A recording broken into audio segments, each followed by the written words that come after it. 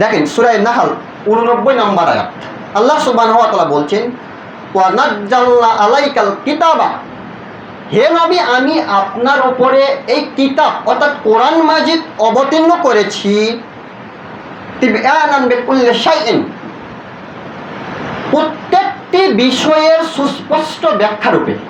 তিবয়ানান বিকুল্লি শাইইন, প্রত্যেকটি বিষয় অর্থাৎ একজন মানুষের ব্যক্তিগত জীবন, পারিবারিক জীবন, রাজনৈতিক জীবন, এ টু জেড, মাথার চাঁদি থেকে নিয়ে পায়ের তালু পর্যন্ত যা কিছু প্রয়োজন সব কিছু বিষয়ের সুস্পষ্ট ব্যাখ্যা আল্লাহ সুবহানাহু ওয়া তাআলা কোরআন মাজিদে দিয়েছেন। আপনার পরিবার কোন নীতিতে চলবে, আপনার সমাজ কোন নীতিতে চলবে, আপনার রাষ্ট্র কোন নীতিতে চলবে, আপনার অর্থনৈতিক ব্যবস্থা কোন নীতিতে চলবে, প্রত্যেকটি বিষয়ের সুস্পষ্ট ব্যাখ্যা আল্লাহ সুবহানাহু ওয়া তাআলা এই মহাগ্রন্থ আল কোরআনে দিয়েছেন। আপনারা বিশ্বাস করেন? আল্লাহ সুবহানাহু ওয়া তাআলা স্পষ্ট ব্যাখ্যা দিয়েছেন। কিন্তু দুঃখজনক হলেও সত্য, আজকে যারা আল্লাহ প্রদত্ত সর্বশেষ এবং সর্বশ্রেষ্ঠ সংবিধানকে উপেক্ষা করে মানব রচিত সংবিধানের দ্বারস্থ হয়ে শান্তি খুঁজছে, সমস্যার সমাধানের সুষ্ঠু সমাধানের চেষ্টা করছে, পৃথিবীর শুরু থেকে নিয়ে আজ পর্যন্ত তারা কোনো সমস্যার সুষ্ঠু সমাধান কোরআন ব্যতীত মানব রচিত সংবিধানের আদলে দিতে পারেনি, কিয়ামত পর্যন্ত দিতে পারবে না ইনশাআল্লাহ। পারবে না, অসম্ভব। কারণ আল্লাহ নিজে বলছেন যে কোরআন এমন একটি সংবিধান যার মধ্যে রয়েছে সুস্পষ্ট সমাধান এবং সুস্পষ্ট ব্যাখ্যা। যারা আজকে এই সংবিধান, আল্লাহ প্রদত্ত সংবিধানকে বাদ দিয়ে মানব রচিত মানুষের মস্তিষ্ক প্রসূত সংবিধান তৈরি করে তার দ্বারস্থ হয়ে তার আদলে শান্তি খুঁজছে, পৃথিবীর শুরু থেকে আজ পর্যন্ত কেউ শান্তি দিতে পারেনি, কিয়ামত পর্যন্ত কোনো দেশ, কোনো রাষ্ট্র যে যেখানে এভাবে চেষ্টা করছে, কঠিন কালেও কোনো সমাধানের সুষ্ঠু সমস্যার সমাধান করতে পারবে না, কোনো সমস্যার সুষ্ঠু সমাধান দিতে পারবে না। কারণ সুষ্ঠু সমস্যার সমাধান দিতে গেলে আপনাকে আল কোরআনের নিকটে ফিরে আসতেই হবে। আপনি দেখেছেন এই বাংলার জমিনে কত আইন প্রণয়ন হয়েছে। জেনার বিরুদ্ধে আইন প্রণয়ন করা আছে, চুরির বিরুদ্ধে আইন প্রণয়ন করা আছে, ধর্ষণের বিরুদ্ধে আইন প্রণয়ন করা আছে, হত্যার বিরুদ্ধে আইন প্রণয়ন করা আছে। ধর্ষণ, জেনা, চুরি এগুলো কমেছে না বেড়েছে?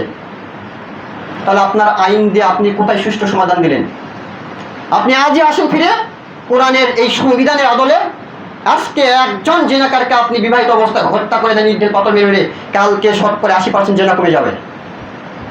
একজন ধর্ষকের কোরআনের রায় অনুযায়ী বিচার করেন, কালকে দেখবে শতকরা 99% ধর্ষক ঘরে ঢুকে যাবে। আপনার অর্থনৈতিক ব্যবস্থা কোরআনের আইন দ্বারা সাজান, আপনার জন্য ওই সুদের উপর ঋণ নিতে হবে না।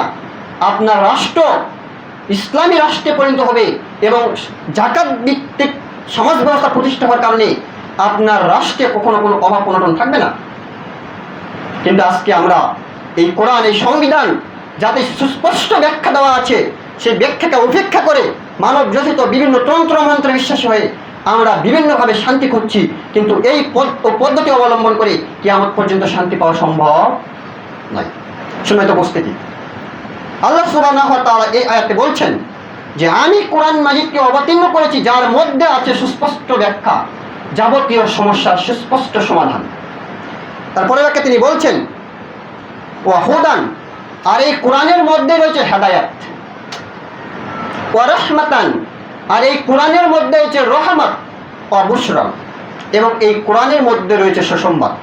দেখেন আল্লাহ সুবহানাহু ওয়া তাআলা পরপর 3টি বাক্য বলছেন যে দেখো আমি এই কোরআনের মধ্যে রেখেছি হেদায়াত, যে কোরআনের ছায়াতলে আসবে সে হেদায়াত পাবে, যে আসবে না সে পাবে না।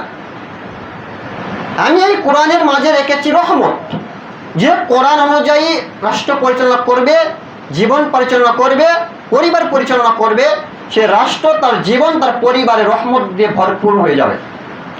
আর আমি আল্লাহ সুবহানাহু ওয়া তাআলা এই কোরআনের মধ্যেই রেখেছি কি সুসংবাদ। কিসের সুসংবাদ? যখন একজন মানুষ কোরআন অনুযায়ী তার জীবন পরিচালনা করবে তার জন্য অপেক্ষমান জান্নাত, এই জান্নাতের সুসংবাদ আমি কোরআনের মধ্যে দিয়েছি। কার জন্য? লিল মুসলিমিন, প্রত্যেক মুসলমানের জন্য। এটা কোনো একজন দুইজন ব্যক্তির জন্য নয়, 5 জন 1000 ব্যক্তির জন্য নয়। যেই ব্যক্তি যেখানে যে অবস্থায় কোরআন অনুযায়ী নিজের জীবন পরিচালনা করার চেষ্টা করবে, আল্লাহ সুবহানাহু ওয়া তাআলা এই